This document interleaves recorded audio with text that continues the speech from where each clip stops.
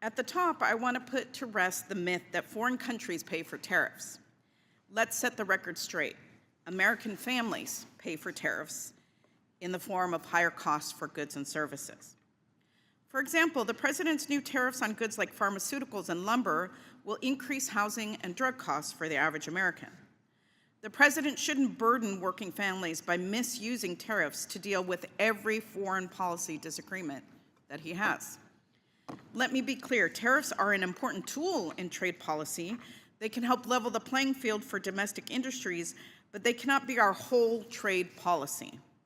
While I've heard a lot about tariffs from the president, I have not heard how they will be paired with investments to onshore manufacturing and create jobs. If we care about workers who've been displaced by trade, where is the funding for trade adjustment assistance? Or are these tariffs just an excuse to fund new tax cuts for the Elon Musks of the world?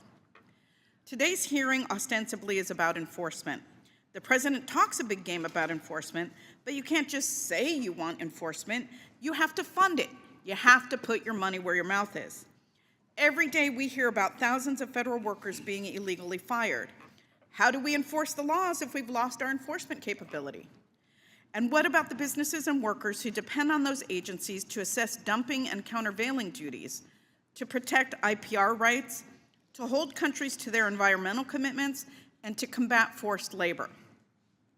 The president's first trade action, the America First Trade Policy Memo, proposed reviews due April 1st that may guide new enforcement actions. However, the president's reckless approach meant he couldn't even stick to his own plan and wait for the review. Instead, he immediately threatened massive tariffs on Canada, Mexico, and Colombia.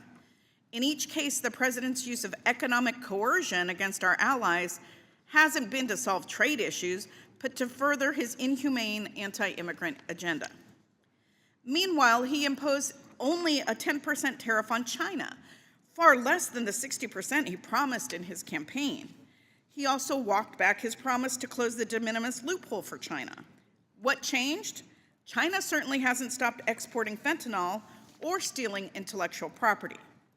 This begs the question, is he flip-flopping on his policies because his billionaire friends have investments with China? Mr. Chairman, I agree our trade policy needs a serious review.